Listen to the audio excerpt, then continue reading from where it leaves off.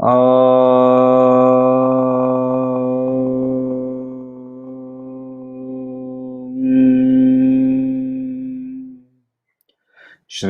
गुरु गणेशाभ्याम नमः। हरिः ओम। गीता स्वाध्याय 151वें सेशन में आपका स्वागत है। अभी हम अध्ययन कर रहे हैं नौवां अध्याय राज विद्या राजगुह्य योग, और उसमें हम अध्ययन कर रहे हैं 5वां श्लोक। चौथा श्लोक हमने अध्ययन किया था, तो उसको एक बार हम वापस दोहरा लेते हैं। मया ततमिदं सर्वं जगदव्यक्तमूर्तिना मत्स्थानि सर्वभूतानि न चाहं त्वेषवस्थितः। तो यहाँ श्री कृष्ण कहते हैं कि मैं सब में व्यापक हूँ, मैं सब चीज के अंदर में व्यापक हूँ। तुलसीदास जी का भी स्टेटमेंट हम लोगों ने देखा था, हरि व्यापक सर्वत्र समाना। तो ये जो मैं व्यापक हूं और सब कुछ मेरे ऊपर डिपेंडेंट है, इसका हम लोगों ने एक एनालॉजी, एक उदाहरण के हिसाब से, एक उपमा के हिसाब से हम लोगों ने देखा था कि आभूषण जो है वो स्वर्ण के बगैर वहां उसका कोई अस्तित्व नहीं है, मगर स्वर्ण का अस्तित्व, आभूषण हो ना हो, स्वर्ण की अब अस्तित्व हो सकती है। स्वर्ण हर एक आभूषण के अंदर में व्याप्त है, मगर ये आभूषण स्वर्ण के अंदर में व्याप्त नहीं है। तो इतना तो उन्होंने कहा, इतना हम लोग यही कहते हैं, चलो ये तो समझ में आ गया, तुम महान हो, तुम सब चीज के अंदर में व्याप्त हो, और तुम सबसे बड़े हो, तुम सब कुछ के अंदर को से बड़े हो, तुम उस सब कुछ के अंदर में तुम फैल गए हो। हाँ, ब्रह्मन बृहत, तो वहां से वो फैल गया है, और इसीलिए सब कुछ तुम्हारे अंदर में है। तो ये तो मैं मान लेता हूं।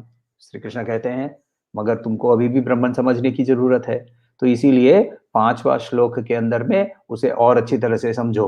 तो वो 5वां श्लोक और एक बार हम लोग अभी 5वां श्लोक का अध्ययन करें। न च मत्स्थानि भूतानि पश्य मे योगमेश्वरम् भूतभृञ्च भूतस्थो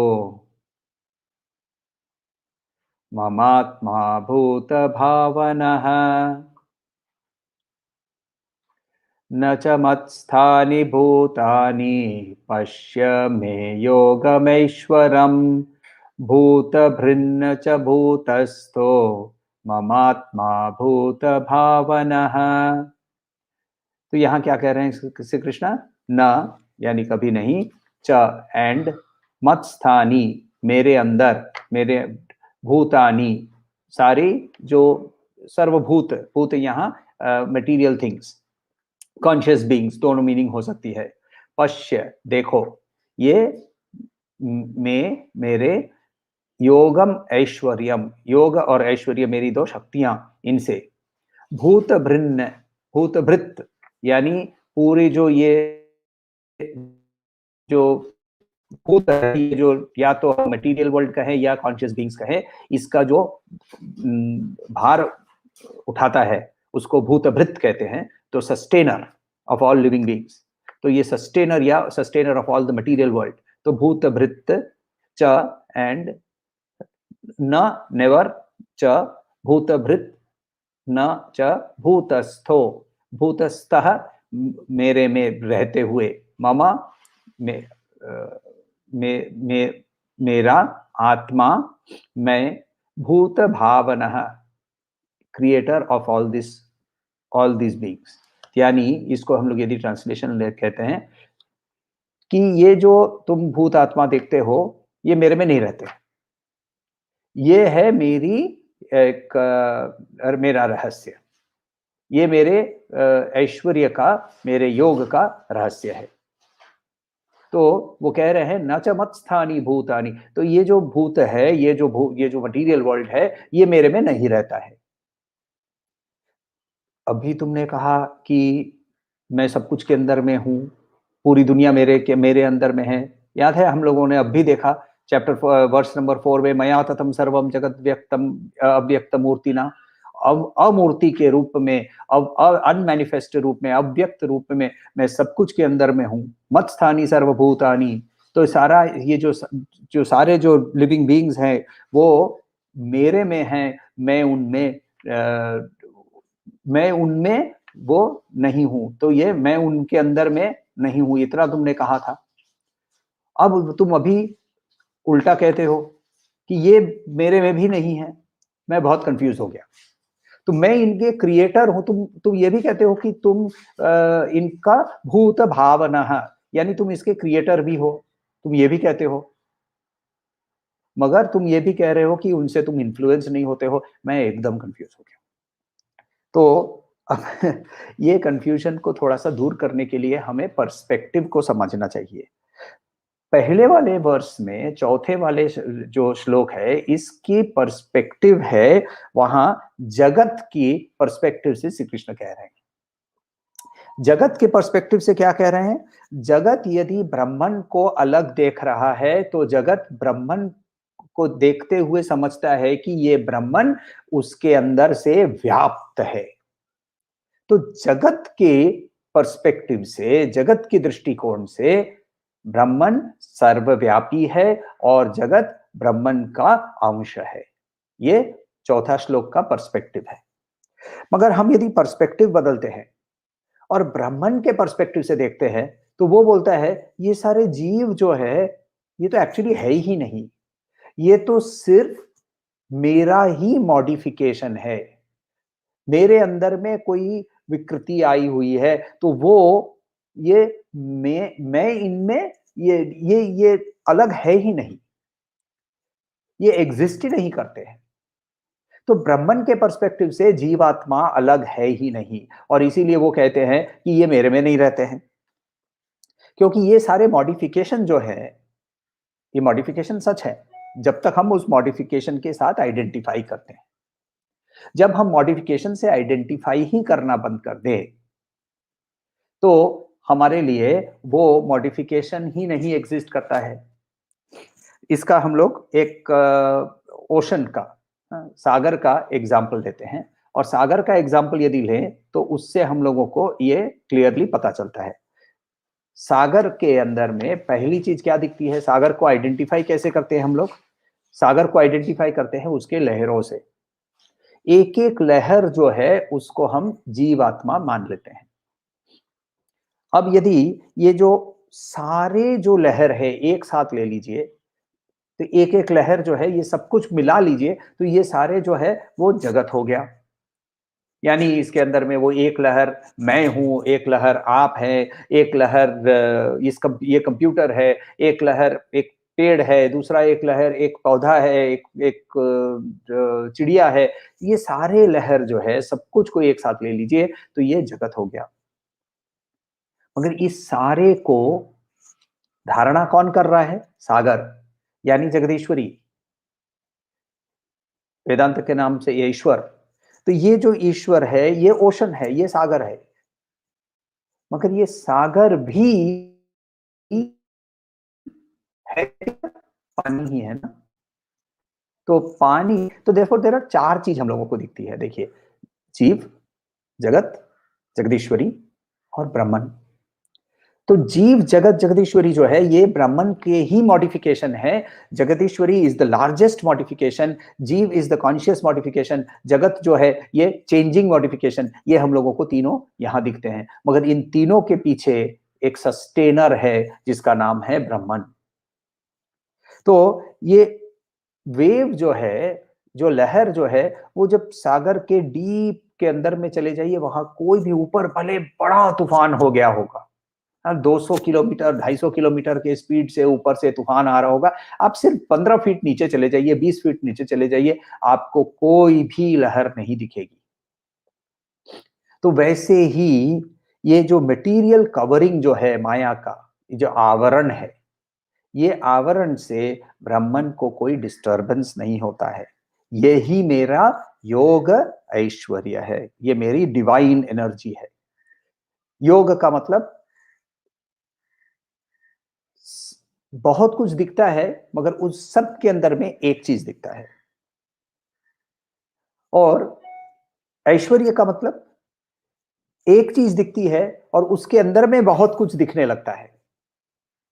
जैसे एक एग्जांपल हम शरीर को लेते हैं। जब इस शरीर के अंदर में मैं शरीर को एक यूनिट के हिसाब से देख सकता हूं, तो मैं योग की बात कर रहा हूं। क्योंकि बहुत कुछ पार्ट्स है, राइट? हाथ है, पैर है, आंख है, दाढ़ी है, तो ये सब कुछ को के अंदर में मैं एक चीज मैं दिख रहा है, वो योग है। अब उल्टा पोजीशन थोड़ा सा चेंज कर लीजिए, आपको मैं दिख रहा है और मैं के अंदर में बहुत सारे छोटे छोटे छोटे पार्ट्स दिख रहे हैं, ये उसका ऐश्वर्य है। इन दोनों चीजों को एक्सप्लेन करते हुए श्री कृष्ण इसके आगे के 2 चैप्टर, 10वां चैप्टर और 11वां चैप्टर के अंदर में, 11वां 10वां अध्याय और 11वां अध्याय के अंदर में ये हम लोगों को बहुत क्लियर से वो हम लोगों को समझाएंगे। 10वें अध्याय को विभूति योग कहते हैं, जिसके अंदर में सब कुछ का बेस्ट मैं हूं, और दूसरे के अंदर में सब कुछ ही मेरे अंदर है। ये दोनों अलग अलग हम लोगों को वो समझाएंगे।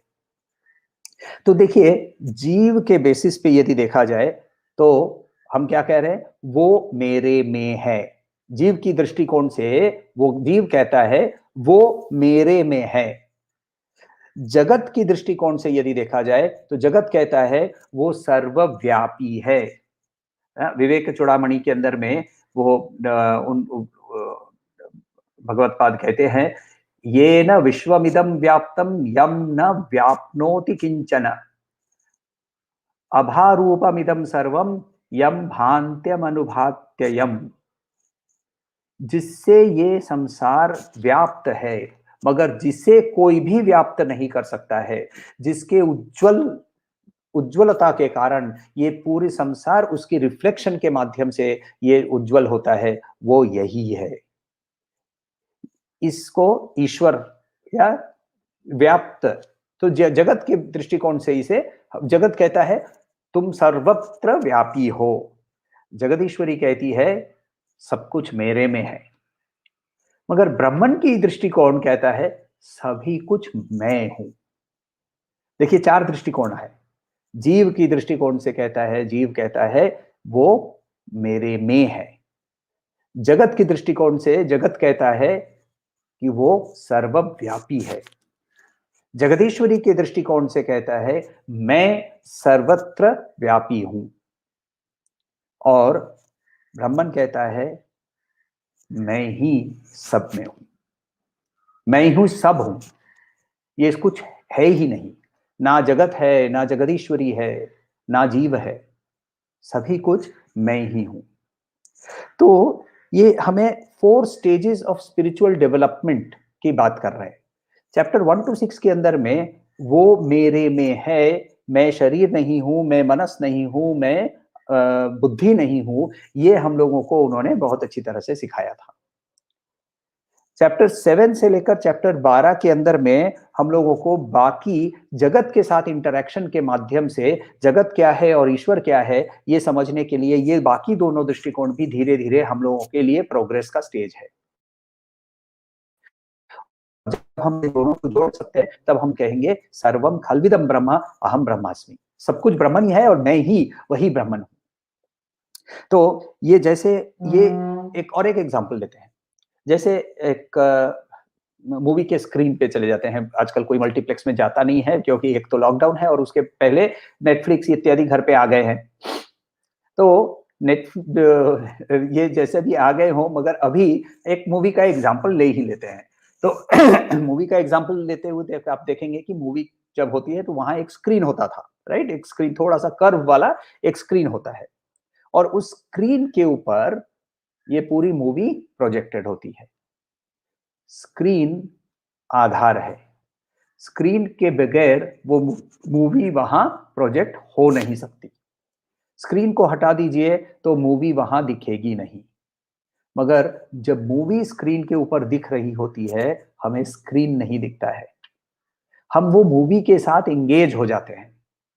विषय वस्तु व्यक्ति के आसक्तियों के अंदर में हमें वो जो स्क्रीन पे दिख रहा है, वो हमारे लिए रियलिटी हो जाती है। तो जब कोई मर जाता है तो हम रोते हैं, कोई हीरो विलेन को मारता है तो सीटियाँ बजती है। तो ये हम कंप्लीटली एंगेज्ड हो जाते हैं स्क्रीन के ऊपर जो हो रहा है। ये है माया की आवरण शक्ति और विक्षेप शक्ति। आवरण के कारण उसने स्क्रीन को ढाक दिया और विक्षेप के कारण जो स्क्रीन पे जो हो रहा है उसे हमें सच दिखने लगा। मगर जैसे मूवी खत्म हो जाती है तो मूवी वहां से बंद हो जाती है, स्क्रीन वैसे का वैसे रहता है। लोग चले जाते हैं, दूसरे लोग आ जाते हैं, फिर भी स्क्रीन वैसे की वैसे रहती है। तो वर्ष नंबर 4 और 5 ये दोनों को यदि हम लोग एक साथ लें तो एक्चुअली पूरे अद्वैत का सार मर्म उन्होंने इन दोनों श्लोकों के अंदर में हम लोगों को समझाया है। ऑब्वियसली हम लोगों को इतना आसानी से समझ में नहीं आता है, इसीलिए उन्होंने 6वें श्लोक के अंदर में और एक उपमा लेकर उसे और भी डिटेल में समझाने की कोशिश की है, जिसको हम लोग अगले दिन देखेंगे। मगर आज हम लोग पहले इसके बारे में अभी तक के अंदर में कोई सवाल हो तो पूछिए, तो नहीं तो थोड़ा-सा आज भगवत गीता की जयंती है, उसके बारे में भी बात कर लेते हैं। तो गीता जी की जयंती है, तो गीता जी की जयंती के लिए पहले उनके बारे में जो ध्यान श्लोक है, तो वो ध्यान श्लोक इनमें से एक ध्यान श्लोक 10 ध्यान श्लोक है। गीता के अध्ययन शुरू करने के पहले 10 श्लोकों का अध्ययन किया जाता है। मगर एक ही श्लोक से हम लोग आज को उनकी स्तुति करके हम उसके बारे में थोड़ी-सी बात करते हैं। पार्थाय प्रतिबोधितां भगवता नारायणेन स्वयं व्यासेन ग्रथितां पुराणमुनिना मध्ये महाभारतम् अद्वैतामृतवर्षिणीं भगवतीमष्टादशाध्यायिनीम् अम्ब त्वामनुसन्धामि भगवद्गीते भवद्वेषिणीम्। इस श्लोक के अंदर हम ये कह रहे हैं यहाँ, ये श्लोक जो है ये भगवत गीता के ध्यान श्लोकों के अंदर में से पहला श्लोक है कि हे भगवत गीते, जिससे पार्थ अर्जुन को ज्ञान हुआ और वो ज्ञान नारायण ने स्वयं उसको दिया, जिसको महाभारत के बीच में सजाया गया व्यास मुनि के द्वारा। हे अम्ब, हे डिवाइन मदर, हे देवी, भवद्वेषिणी, पुनः जन्म के विनाश करने वाली, तुम अद्वैत का अमृत हमारे ऊपर वर्षाओ 18 चैप्टरों के माध्यम से। तुम्हारे ऊपर मैं ध्यान रखता हूं। अम्ब त्वाम अनुसंधामी। 2-3 सवाल यहां खड़े हो जाते हैं। गीता क्या सचमुच आज को उत्पन्न हुई थी? पहला। दूसरा, यदि गीता आज उत्पन्न हुई है तो फिर वो सनातन कैसे? क्योंकि जिस चीज का उत्पन्न होता है उसकी विनाश होना अनिवार्य है, तो फिर वो सनातन कैसे? यदि वो उत्पन्न हुई है तो वो उपनिषद कैसे? तो इन सवालों का जवाब थोड़ा-सा हम लोग समझने की कोशिश करते हैं। पहला, गीता आज उत्पन्न हुई थी, ये परंपरागत एक मान्यता है। ये ऐसा ना हमारे अंदर में कोई भी उपस्थित नहीं है जिसने जाकर वो फिजिकली उस समय की का दृश्य देखा। एक व्यक्ति का नाम लेता हूँ, नीलेश नीलकंठ ओक। इन्होंने बहुत रिसर्च करके गीता का कोई डेट उन्होंने फिक्स किया। इसके अलावा और बहुत सारे लोगों ने गीता के बारे में डेट फिक्स की। काकदंत परीक्षण, कौवा का दांत है कि नहीं, ये परीक्षा है। ये क्या फर्क पड़ने वाला है? गीता कल हुई थी या 10,000 साल पहले, कोई फर्क नहीं पड़ता। क्यों नहीं पड़ता, इसके बारे में देखते हैं। मगर गीता फिजिकली हिस्टोरिकली हुई थी या नहीं, जीसस क्राइस्ट हिस्टोरिकली जीते थे या नहीं, द्वा द्वारका नामक नगरी थी या नहीं, श्री कृष्ण नामक कोई व्यक्ति सचमुच में था या नहीं, महाभारत का युद्ध सचमुच में हुआ था या नहीं, ये ऐतिहासिक अन्वेषण जो है, ये उसकी जगह सही है। इससे आध्यात्मिक उन्नति नहीं होती है। इतना समझना बहुत इम्पोर्टेंट है। मैं ये नहीं कह रहा हूँ कि इसके ऐतिहासिक अन्वेषण नहीं होनी चाहिए, मगर उस ऐतिहासिक अन्वेषण के कारण हमारी आध्यात्मिक उन्नति नहीं बंद हो जानी चाहिए। पहली बात ये है कि गीता की जयंती आज हम मना लें, ज़रूर मनाएँ और इसको एक दिन फिक्स कर लिया मार्गशीर्ष के शुक्ल पक्ष की एकादशी, बहुत अच्छी बात है, क्योंकि ये मेरे परम गुरु तपोवन जी महाराज का भी आज जन्म दिवस है। पूज्य गुरुदेव चिन्मयानंद जी के गुरु तपोवन जी महाराज उत्तरकाशी में रहते थे और उनका जन्म दिवस भी मार्गशीर्ष शुक्ल एकादशी है। तो मेरे लिए तो बहुत अच्छा है। गीता जी की जयंती है जिसके और पूज्य तपोवन जी महाराज हर समय गीता को बहुत ऊपर का स्थान दिए थे, तो उन दोनों जन का दोनों जन्म दिवस एक साथ हो, मेरे लिए तो बहुत खुशी की बात है। मगर इज़ इट नेसेसरी कि हम उसको एक दिन मनाएँ और एक दिन के लिए ही हम गीता का ढिंढोरा पीटें? गीता जयंती, गीता जयंती, गीता जयंती।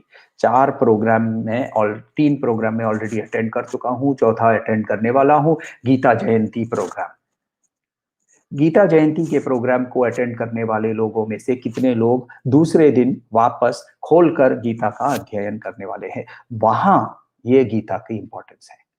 तो पहली चीज़ है गीता जयंती ज़रूर मनाएँ, मगर हम गीता जयंती के दिन के पर अटक नहीं जाएँ। ये पहला सवाल का जवाब था। दूसरा, गीता क्या श्री कृष्ण ने कही थी, तो उसकी उत्पन्न यदि है तो वो सनातन कैसे है? सनातन का मतलब है कि एवरलास्टिंग। एवरलास्टिंग का मतलब होता है कि पहले भी वही था और आज भी वही है। क्यों ये गीता, तो फिर गीता की जयंती कैसे हुई?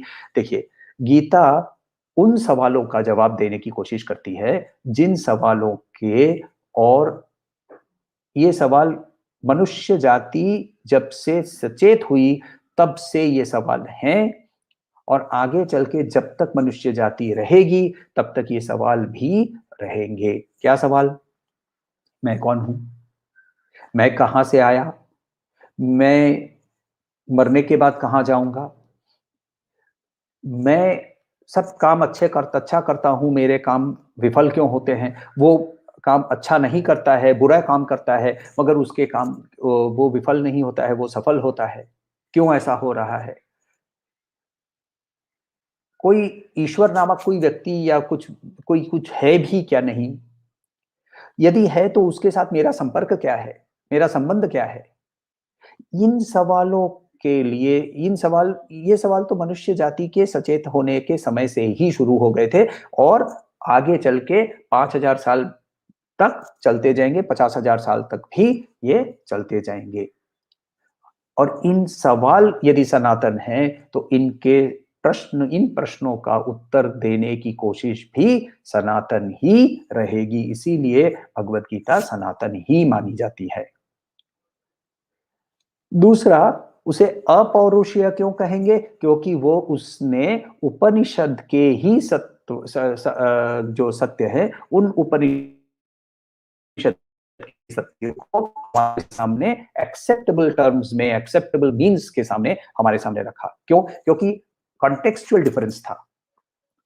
उपनिषद के ऋषि जो मनन निधिध्यासन कर रहे हैं, वो एक आश्रम में, जंगल के अंदर में, सुंदर पर्यावरण के अंदर में, चिड़िया है, मोर है, नदी के झरने हैं, ऐसे एक एक वातावरण के अंदर में बैठकर मनन कर रहे हैं, निधिध्यासन कर रहे हैं। ये हमारी रियलिटी नहीं है। आपकी मेरी रियलिटी है कोरोना वायरस। कोरोना वायरस जब खत्म होगा, तो बस के अंदर में लटकते हुए ऑफिस जाना। तो हमारी रियलिटी अलग है। तो उपनिषद के सत्य हमारे लिए एक्सेप्टेबल नहीं होते हैं क्योंकि हमारे लिए वो कॉन्टेक्सचुअली समझ में नहीं आता है और इसीलिए कॉन्टेक्सचुअली कॉन्टेक्स्ट को ही बदलकर श्री कृष्ण ने अर्जुन को युद्ध स्थल में उसी उपनिषदिक जो सत्य है वो हमारे सामने खड़े किए। और इसीलिए हम लोग संकल्प में कहते हैं श्रीमद् भगवद गीतासु उपनिषदसु। तो उपनिषद के ही सत्य हमारे सामने भगवत गीता के माध्यम से आते हैं। और एक चीज है कि भगवत गीता मोक्ष ग्रंथ है। मोक्ष ग्रंथ का मतलब मनुष्य धर्म। देखिए, भगवत गीता का पहला अक्षर क्या है? पहला अक्षर है धृतराष्ट्र। लोग धर्म कह लेते हैं, धर्म नहीं, धृतराष्ट्र। और ये इंटेंशनल है। व्यास जो है वो बहुत बड़े कवि हैं, बहुत दूर की सोचते हैं। धृतराष्ट्र कौन है? अंधा है। किस चीज का अंधा है? उसको विषय वस्तु व्यक्ति के कारण, आसक्तियों के कारण उसे उसके आंखों के ऊपर पट्टी पड़ गई है। उसको विषय वस्तु व्यक्ति ये सब कुछ मेरा मेरा मेरा मेरा। इसीलिए धृतराष्ट्र से शुरू होता है, क्योंकि हम भी उसी आसक्तियों के अंदर में फंसे हुए होते हैं और उसके कारण हमारे अंदर में कंफ्यूजन होता है। इसीलिए हम फिर अर्जुन की भूमिका में चले आते हैं, जहां श्री कृष्ण हमें उपदेश देते हैं। और ये उपदेश तब ही हमारे लिए ग्रहण करने लायक होता है जब हम नतमस्तक होकर कहते हैं कि मैं कंफ्यूज्ड हूं, मुझे समझ में नहीं आ रहा है, प्लीज समझाओ। नहीं तो हम अपने ही गर्व में, अपने ही दंभ में कहते हैं अरे क्या होगा, चलो लड़ लो। नहीं होता है ना। तो इसीलिए इसके कारण हम जब उनके सामने बोलते हैं कि मैं तुम्हारे सामने नतमस्तक होकर सीखने को तैयार हूं, तभी जाकर सीखने को मिलता है। मगर एक बड़ी चेतावनी से यहाँ आज का सेशन खत्म करते हैं। एक चेतावनी क्या है कि अर्जुन को स्वयं नारायण ने 700 श्लोकों के माध्यम से ब्रह्म विद्या सुनाई, मगर अर्जुन नहीं सीखा। अर्जुन के अंदर में बदलाव आया जीरो। अर्जुन को हुआ क्या जानते हैं? वहां वो जो आजकल मोटिवेशनल स्पीकर होते हैं ना, मेरा एक मित्र कहता है वो मोटिवेशनल स्पीकर क्या करते हैं, कर बोलते हैं कि एकदम उत्तेजना बढ़ा देते हैं, बोलते हैं चलो करेंगे मरेंगे, वंदे मातरम, उठो खड़ा हो, खड़े हो, चलो कर लो। तो ये उसने कृष्ण ने लास्ट वाले में सर्वधर्मान् परित्यज्य मामेकं शरणं व्रज, सब कुछ छोड़कर मेरे पास आ जाओ। तो ये बस वो भी खड़ा हो गया, चलो उठाओ कर लेते हैं, बहुत सुन लिया। या फिर वो शायद हमारे जैसा होगा, वो बोलता है कि अरे बहुत ज्ञान सुन लिया, चलो अब लड़ना ही है ना, कर लड़ लेते हैं। उसके अंदर में बदलाव नहीं क्यों आया? क्योंकि उसने श्रवण किया, मनन निधिध्यासन नहीं किया। भगवत गीता पठन का विषय नहीं है, भगवत गीता अध्ययन का विषय है। भगवत गीता एक एक श्लोक से आगे धीरे धीरे धीरे धीरे हर एक श्लोक पर अध्ययन करना पड़ता है। अध्ययन का मतलब उसे श्रवण करना, श्रवण का मतलब किसी महान के व्याख्या को पढ़ना, शंकराचार्य का भाष्य पढ़ना, गुरुदेव की का भाष्य पढ़ना, रामानुजाचार्य का भाष्य पढ़ना, निम्बरकाचार्य का भाष्य पढ़ना, किसी का भी, किसी महान का भाष्य पढ़ना, उस पर फिर मनन करना। और मनन करने के बाद इससे हम अपने जीवन में कैसे अप्लाई करें, इस एप्लीकेशन के बारे में सोचना।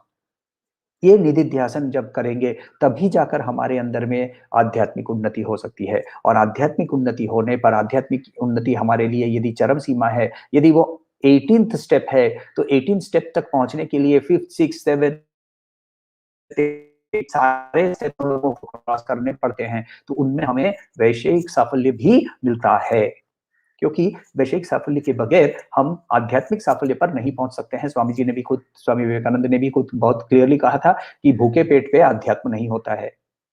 तो इसीलिए हम मोक्ष को ही अपना लक्ष्य साधें, बाकी जो सक्सेस है वो अपने आप ही आ जाएगा। मगर इसके लिए हमें श्रवण मनन निधिध्यासन करना बहुत जरूरी है। कोई भी सवाल हो तो पूछिएगा।